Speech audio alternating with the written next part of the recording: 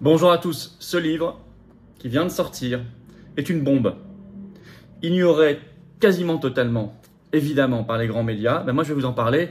Je vais même vous lire des extraits. Vous allez le voir, extrêmement croustillant, extrêmement important. Il est très fort ce livre parce qu'en plus, il donne des noms. Il est courageux. La santé en bande organisée. Il parle de corruption, il parle de mafia. C'est lourd, c'est puissant et c'est salutaire. C'est très salutaire pour la suite. Et c'est écrit par des gens qui connaissent parfaitement le système, notamment Anne Jouan, c'est la journaliste qui a fait exploser le scandale du Mediator. On y revient dans un instant. Il faudra faire circuler, si vous voulez bien, cette vidéo. Je ne connais aucun des deux auteurs, je le précise, je n'ai jamais rencontré ni eu en contact. Que les choses soient extrêmement claires. J'ai simplement acheté ce livre, lu ce livre avec intérêt, et je veux absolument vous en parler et vous donner des extraits. Voilà. Thème par thème. Il y a aussi quelques manques dans ce livre. J'en parlerai en toute fin de vidéo, bien évidemment. Mais il y aura peut-être une suite, qui sait. Vous savez que je suis ce samedi 25 septembre dans le Nord pour un déjeuner militant. Il y a de la place, vous pouvez vous inscrire. Il faut contacter référent 59 tout collé sans accent @les-patriotes.fr. J'ai grand plaisir à vous voir. Je commence mon tour de France de la résistance et je vais aller chaque semaine vous voir dans un coin différent de notre beau pays. J'ai commencé à diffuser mon agenda des déplacements, notamment sur notre canal Telegram Les Patriotes et sur ma page Facebook, et vous pouvez le diffuser. Continuez de vous abonner si vous voulez bien à cette chaîne, c'est important, le petit bouton s'abonner en dessous, là c'est ultra rapide, le petit clic c'est gratuit. Merci infiniment à ceux qui se sont abonnés récemment, à ceux qui vont le faire. Vous connaissez le défi des 400 000 abonnés. Sinon, vous allez voir mon direct de vendredi dernier si vous ne l'avez pas vu. C'est ouvert jusqu'à vendredi prochain pour y participer. Et là, on file vers le demi-million d'abonnés. Et en plus, plus vous êtes abonnés, plus les algorithmes de YouTube font que les vidéos sont visibles des autres internautes. Donc, on nous découvre et on découvre ce travail de résistance. C'est donc très important. Merci d'avance. Venez aux Patriotes. Devenez adhérents. Devenez adhérent ou reprenez votre adhésion annuelle si elle a plus d'1 an. Par exemple, à l'été ou à la rentrée 2021, vous avez adhéré, il faut réadhérer. C'est essentiel qu'on soit très nombreux, le plus nombreux possible pour défendre la liberté, pour défendre la probité, l'honnêteté, la vérité, pour défendre la France libre, pour défendre une dignité humaine, nous-mêmes, nos enfants, nos petits-enfants, l'indépendance nationale, pour mener des politiques conformes au bien commun. Voilà, c'est tout cela, le combat et les valeurs des patriotes. Et je vous attends. Le lien pour adhérer ou réadhérer, j'ai besoin de vous. Il n'arrivera pas tout seul, hein. On est un mouvement anti-oligarchique, on a face à nous toutes les forces du système, toutes. Donc il faut qu'on soit très nombreux. Le lien pour adhérer ou réadhérer, c'est le même, c'est le premier sous la vidéo en description. Il est également en commentaire épinglé dans les dernières secondes de cette vidéo en cliquant directement sur votre écran. Sous la vidéo en description, deuxième lien pour faire un don de soutien aux patriotes, ça nous permet de financer les énormes manifestations qui coûtent très cher et tout le reste, tout coûte cher. On est à l'inflation, on n'a pas un centime de financement public cette année, pas de financement bancaire, rien.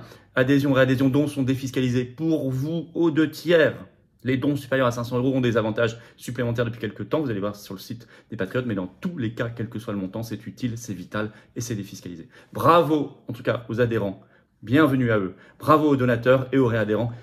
Et on va parler d'un livre choc, d'un livre qui gêne, d'un livre qui donne des sueurs froides au ministère de la Santé, à l'Élysée, à Matignon, dans les agences, à l'IGAS aussi, vous verrez. L'Inspection Générale des Affaires Sociales qui vient de commettre un rapport contre le professeur Raoult, vous allez voir ça, c'est intéressant. Livre ignoré donc par les grands médias. Alors j'ai recensé zéro invitation pour en parler ni à la radio ni à la télévision. Comme ça c'est simple. Il y a eu une interview dans Paris Match, un papier dans Marianne, une interview dans lepoint.fr. Voilà, ça se résume à ça. Pourtant les deux auteurs, donc Anne Jouan et le professeur Christian Richer. Anne Jouan était journaliste au Figaro, aujourd'hui journaliste indépendante. Et c'est elle qui a révélé le scandale du Mediator. Et le professeur Christian Richer, il a été président de la Commission nationale de pharmacovigilance. Il est aujourd'hui à la retraite. Et c'est lui qui a donné les informations pendant des années en sous-main, notamment à Anne Jouan, pour faire éclater ce scandale. C'est un livre choc, c'est un livre courageux, parce qu'il donne des noms, parce qu'il est circonstancié, il est très argumenté. Alors on va commencer tout de suite. On va commencer, il donne des noms. Oui, il y a des passages accablants pour des gens que vous connaissez. Par exemple, Emmanuel Wargon, qui a été ministre macroniste, qui a été recasé là Commission de régulation de l'énergie. Alors, plus tout le même secteur, elle était sur la santé, maintenant, puis elle était à l'écologie, maintenant elle passe à l'énergie. Et regardez ce qui est dit. Voilà. Je lis. Je vais lire beaucoup dans cette vidéo. Et pourtant, en 2003 encore, Emmanuelle Wargon, alors adjointe au directeur général de l'Agence nationale du médicament, après avoir été conseillère de Bernard Kouchner au ministère de la Santé, disait, je cite, « Il est impossible, voire illusoire et non souhaitable de chercher à faire intervenir un praticien qui n'aurait jamais travaillé avec l'un des laboratoires impliqués dans la classe pharmaceutique considérée. Nous ne voulons pas trouver d'experts qui soient totalement déconnectés de la réalité. » C'était très exactement, est-il écrit, le discours du syndicat des entreprises du médicament. Toujours sur Emmanuelle Wargon. Après ses considérations sur le Vioxx, plus en faveur du laboratoire que des patients, Emmanuelle Wargon dirigea le cabinet de Martin Hirsch, que vous connaissez aussi, l'ancien directeur de cabinet de Bernard Kouchner, devenu haut-commissaire aux solidarités du gouvernement Fillon. Puis la fille de Lionel Stoléru œuvra comme lobbyiste chez Danone. En juillet 2018, elle dit que l'huile de palme constitue l'un des produits essentiels pour les laits infantiles, avant de rejoindre sans transition le ministère de l'écologie. Je ne fais que citer ce livre, page 44-45, elle est quand même rhabillée pour l'hiver. D'ailleurs, dans une interview à Paris Match 16 septembre, donc l'auteur Anne Jouan du livre écrit, elle parle d'une clique de Kouchner Boys, et notamment un deuxième, Martin Hirsch, page 94 du livre. Vous allez voir que lui aussi, vous le connaissez, hein, et il est rhabillé pour l'hiver. Suite à, en fait, le livre parle, il y a eu le suicide d'un professeur de médecine à l'hôpital Georges Pompidou, qui avait été victime de maltraitance, de harcèlement administratif. Et le Figaro en a parlé, et là je prends la lecture. Mais l'enquête du Figaro n'a visiblement pas plu à Martin Hirsch, ce haut fonctionnaire, très bon gestionnaire de sa propre carrière, à la tête de la PHP de 2013 à juin 2022, vous vous en souvenez, c'est tout récent, est un habitué des cabinets ministériels. Il a ainsi dirigé celui de Bernard Kouchner à la santé. Il est également très proche de Didier Tabuteau, le premier directeur de l'Agence du médicament, lui aussi ancien directeur du cabinet de Kouchner, et aujourd'hui numéro 1 du Conseil d'État. Depuis quelques mois. Pour désigner cette bande soudée, une bonne source, fine connaisseuse du monde de la santé, l'a une fois comparée au Barbapapa, cette famille de dessins animés capable de prendre toutes les formes. Hirsch y fait toutefois figure d'électron libre, lui qui n'a pas hésité aux grandes dames des autres à rejoindre Nicolas Sarkozy en acceptant un poste de haut commissaire sous son quinquennat après un passage chez Emmaüs.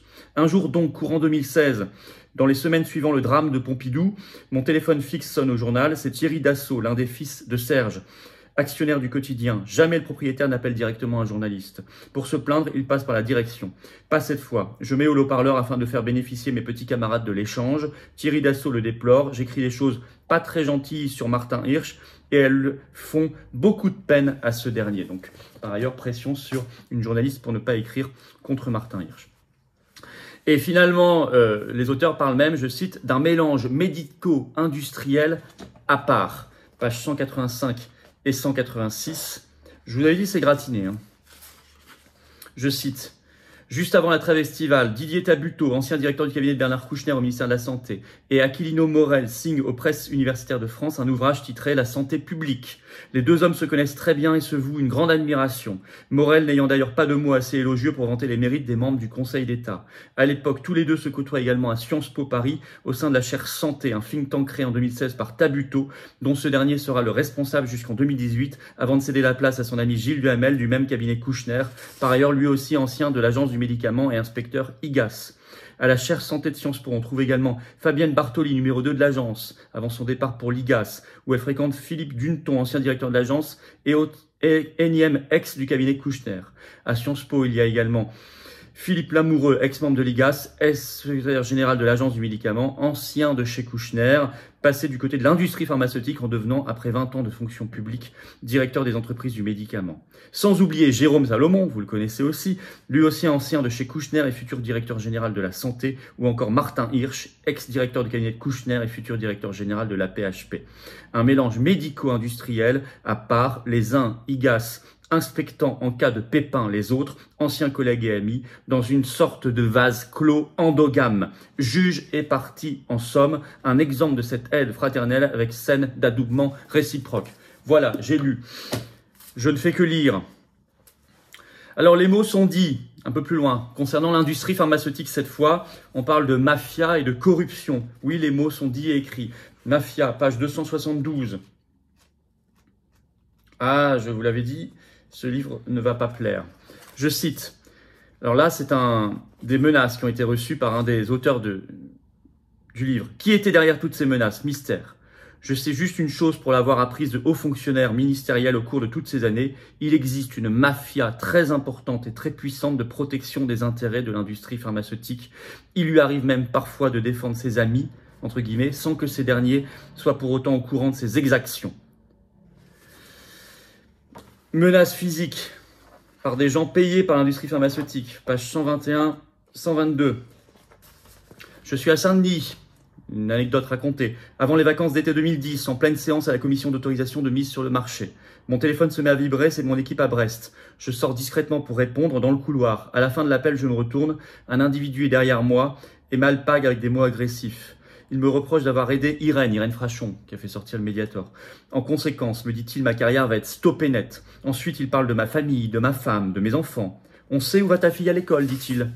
Et il ajoute avec un débit de mitraillette, tu t'es sali les mains avec cette fille, Irène Frachon, tu vas le payer personnellement et professionnellement. Ce monsieur menaçant, l'un des membres très influents de la commission d'autorisation de mise sur le marché, un toxicologue. Je suis pétrifié. Alors, il parle de corruption également, ce livre, pour l'industrie pharmaceutique. Alors, notamment, page 58. À la fin du déjeuner, je récupère mon manteau, une anecdote, et ma sacoche quand on me donne une enveloppe. Donc, ils ont été invités dans un grand restaurant par l'industrie pharmaceutique, à l'époque. Je prends, puis j'ai un très bon restaurant étoilé. Je prends, puis je file attraper mon avion pour Brest. Le lendemain, je raconte à mon épouse le déjeuner, je me souviens de l'enveloppe, je l'ouvre et je découvre des billets de 500 €. Il y en a pour 3000 €. Le tout accompagné d'un petit mot du PDG pour nous remercier du dérangement. Immédiatement, je l'appelle. Je tombe sur sa secrétaire à qui je fais part de mon étonnement d'avoir reçu des billets après un déjeuner. Elle me répond que c'est habituel. C'est pour votre dérangement. Je lui dis, je veux rendre cet argent. Impossible, me rétorque-t-elle. Ces billets n'ont jamais existé. Ils ne correspondent à rien chez nous. Faites-en ce que vous voulez. 79,80. Corruption, toujours.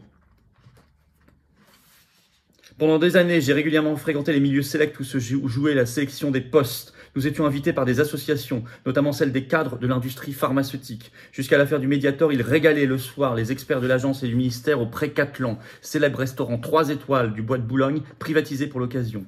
Je me souviens d'une débauche de luxe incroyable, de buffets invraisemblables, avec des grandes statues sculptées dans la glace en guise d'ornement. Je n'ai jamais vu de tels festins. Le ministre ou le directeur de cabinet pouvaient même venir. Sur l'affaire du Mediator, évidemment, dont il est beaucoup question dans ce livre et pour cause, je cite, « 13 ans ont passé depuis cette affaire. » Page 120. « Aujourd'hui, j'en suis tristement persuadé, il n'y avait pas d'autre option que l'opération coup de poing. Pour discuter, il faut 2 interlocuteurs se respectant et acceptant d'échanger afin de comprendre l'autre. Avec le Mediator, nous étions à des années-lumière de cette situation.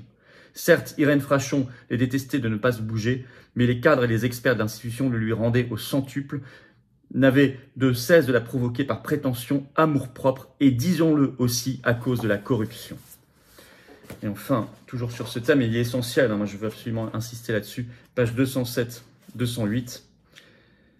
Les largesses de l'industrie, c'est cet autre médecin racontant comment, grâce à elle, il a pu payer sa maison à Saint-Paul-de-Vence, ou cet autre sa piscine dans sa propriété de Saint-Malo, sans oublier pour les mélomanes l'abonnement annuel à l'Opéra de Paris avec loge.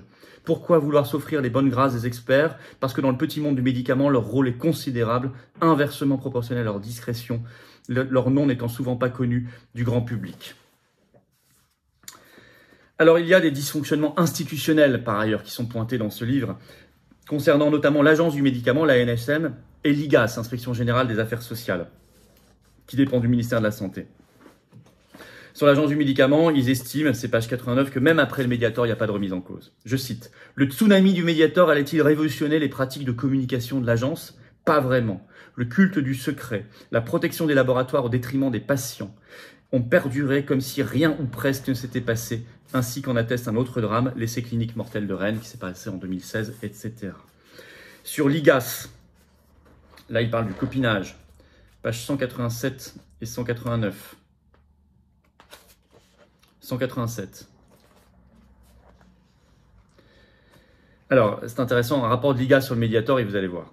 Or, si le rapport IGAS rendu public donc écrit par Aquilino Morel, hein, en janvier 2011, est assassin pour Servier, le laboratoire, et la pharmacovigilance française. Il est fort silencieux concernant la période où Didier Tabuteau fut directeur général de l'Agence du médicament, à savoir de 93 à 97. Or, écrit le livre, c'est la thèse du livre en tout cas. Aquilino Morel et Tabuteau sont très amis, et on trouve, selon le livre, dans le rapport de l'IGAS, rien sur la période Tabuteau. Tabuteau a été nommé par Macron il y a quelques mois vice-président du Conseil d'État, c'est-à-dire dans les faits le numéro 1. Je cite toujours page 189 sur l'IGAS, mais curieusement le rapport IGAS ne mentionne pas ces informations pourtant essentielles. Aucun mot, rien, motus. Le document d'inspection servira ensuite de trame à toute l'instruction judiciaire et l'ancien directeur de l'agence ne sera jamais inquiété dans cette affaire, Tabuteau. Mieux, en janvier 2022, Tabuteau, homme du service public qui a cédé aux sirènes du privé en étant de 2003 à 2011 directeur général de la Fondation Caisse d'épargne pour la solidarité, devient le premier fonctionnaire de notre pays en étant nommé vice-président du Conseil d'État, la plus haute juridiction administrative de France. Je vous le disais. C'est extrêmement important. Alors, il y a aussi la presse qui est mise en cause, notamment la collusion entre politique, presse, grands laboratoires. Vous allez voir ça, page 127. Ah oui, je vous disais que c'est un livre courageux. Alors là, c'est la journaliste du Figaro qui dit qu'en interne, dans sa rédaction, lui a dit « Profites-en, ça ne va pas durer, ce sujet du médiateur ».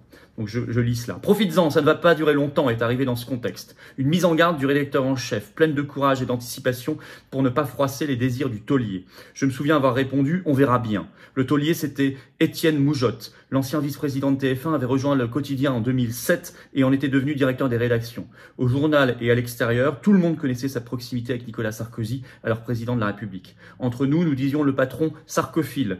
D'ailleurs, leur quinquennat au Figaro comme à l'Élysée commencèrent et finirent en même temps.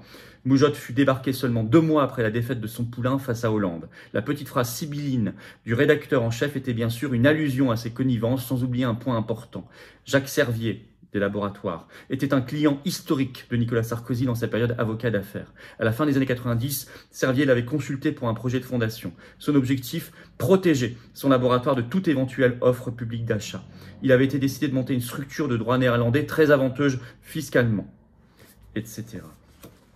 Parfois même censure par la presse. 145, je lis. Dans ce contexte, page 145, et malgré tout le soutien de Moujotte, plusieurs papiers sur le laboratoire du Mediator ne sont pas parus dans le Figaro. Ils concernent les liens de Jacques Servier avec certains hommes politiques comme Bernard Kouchner, Philippe Douste-Blazy ou encore Jacques Barrot. Alors sur l'ANSM, l'Agence nationale du médicament, il y a de la prospective. Et page 287-288, le livre estime, et on en arrivera à la fin, que c'est un effondrement en cours, l'Agence du médicament. Je cite, « Depuis l'affaire du Mediator, les pratiques s'avèrent bien décevantes humainement et scientifiquement, observe une source interne. Il n'y a jamais eu autant de crises sanitaires et le pire reste à venir car l'hémorragie des compétences a laissé place aux amateurs non sachants professionnels. Selon elle, le management de la ANSM estime que n'importe qui peut faire n'importe quoi. Du coup, les équipes scientifiques sont composées essentiellement de non-sachants et le profil expert interne a disparu de la liste des emplois de l'agence. La voie a été ouverte aux non-sachants qui se trouvent actuellement majoritaires et prennent des décisions sans consultation des scientifiques internes ni externes. Notre source estime même à plus de 70% la perte sèche d'une grande partie des scientifiques de haut niveau et des personnes expérimentées. L'avenir de l'agence se résume à son inefficacité et à son incapacité à protéger la santé publique en France. Il s'agit d'une catastrophe et d'une omerta nationale. Voilà, fin de citation. Alors écoutez, je ne vais pas en dire plus, il y a plein d'autres pépites dans ce livre à faire circuler. Donc, en conclusion, je vous signale que parler quand même de santé en bande organisée, de mafia, de corruption, de tout cela, de tous ces liens de copinage, c'était considéré comme du complotisme pendant toute la crise du Covid, ça l'est toujours aujourd'hui. Alors là, ce sont des gens très experts qui connaissent de l'intérieur, qui ont des sources, qui argumentent, courageux. C'est toujours du complotisme où on se réveille et on va face au problème et on le règle. Conflit d'intérêts, corruption. On draine le marais, comme dirait l'autre. On assèche la corruption. On coupe les liens. Alors il y a des manques, quelques manques dans ce livre. Il n'y a pas grand-chose sur tous les scandale autour du Covid, mais sûrement parce que c'est encore trop récent, il faudra en parler, et il manque beaucoup la dimension agence européenne du médicament. C'est encore très national, or depuis quelques années c'est très européanisé que l'agence européenne du médicament, vous savez, qui a pris tous les pouvoirs liés à l'Union européenne, or je pense qu'il y a, vu qu'elle est extraordinairement financée par l'industrie pharmaceutique, il y a beaucoup à dire, à enquêter et à écrire. Bref, en tout cas ça vaut quand même le coup de l'acheter, de le lire. de faire circuler cette vidéo si vous voulez bien. Continuez à vous abonner à cette chaîne YouTube, le petit bouton en dessous, c'est gratuit, c'est un quart de seconde. Merci infiniment à ceux qui l'ont fait, à ceux qui vont le faire pour mieux faire circuler ces vidéos. On se retrouve dimanche 25 septembre, vous contactez référent 59, tout collé sans accent, le référent du Nord, @les-patriotes.fr, déjeuner dans le Nord, je viens vous retrouver pour avoir les modalités, pour vous inscrire. Venez aux Patriotes, voilà. Venez vous battre à mes côtés. Le lien pour adhérer ou réadhérer, c'est le même. C'est le même. Il faut revenir si vous avez adhéré il y a 1 an ou plus. Vous pouvez toujours revenir à n'importe quel moment ou nous rejoindre. Vous vous serez mis en relation avec des gens qui pensent comme vous, près de chez vous, que ce soit en métropole, outre-mer ou à l'étranger. N'hésitez plus. Je vous attends. On se bat ensemble. Le lien pour adhérer ou réadhérer, c'est donc le même. Il est en premier sous la vidéo en description, également en commentaire épinglé dans quelques secondes en cliquant directement sur votre écran. Sous la vidéo en description, un deuxième lien pour faire un don de soutien aux Patriotes, vital pour faire tout ce qu'on fait. On n'a pas 1 centime de financement public. Or, on fait et ça coûte cher. C'est défiscalisé aux 2 tiers pour vous, les dons, comme les adhésions et les réadhésions. Donc bravo aux donateurs et aux réadhérents. Bienvenue aux nouveaux patriotes. Vive la France!